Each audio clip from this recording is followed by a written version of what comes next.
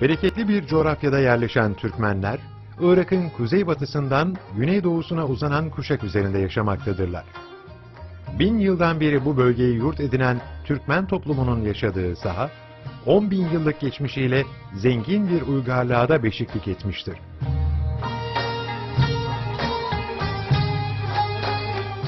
Kuzeyde yer alan Tel Afer ve çevresindeki onlarca kasaba ve köy, tarih boyunca kimliğini korumuş Türkmen yerleşmeleridir.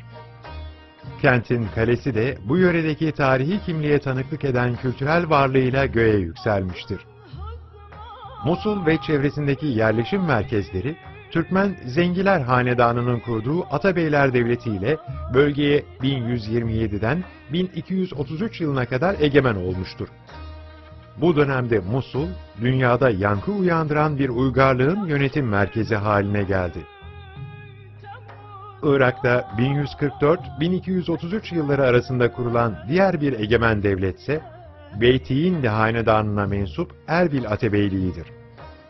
Özellikle Muzaffereddin Gökbörü döneminde Erbil büyük bir kültür ve sanat merkezi olmuştur.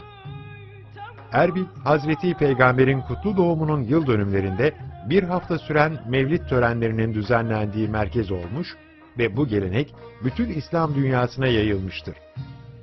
Altın Köprü, Küçük Zap veya Aşağı Zap'ta denilen ırmağın üzerine kurulu şirin bir Türkmen kasabasıdır. Bu köprüden dolayı kasabaya Altın Köprü adı verilmiştir.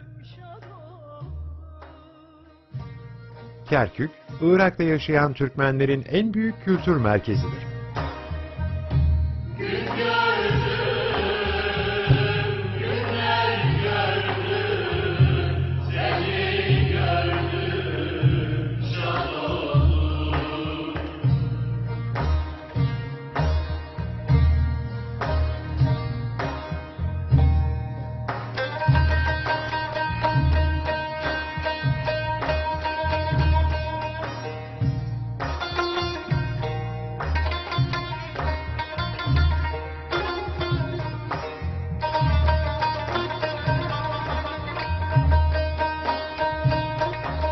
Kentin çekirdeğini oluşturan ve kentin simgesi olan kale, 5000 yıllık geçmişe sahiptir.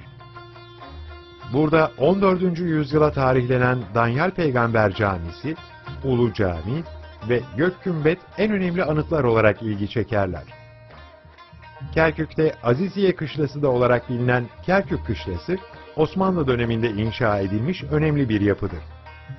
Tarihi kalesi, eski yakası, Korya yakası, anıtları ve konut mimarisiyle Kerkük, hem fiziksel hem de kültürel ve sosyal açıdan tamamen Türkmen kimliğini yansıtan bir kenttir.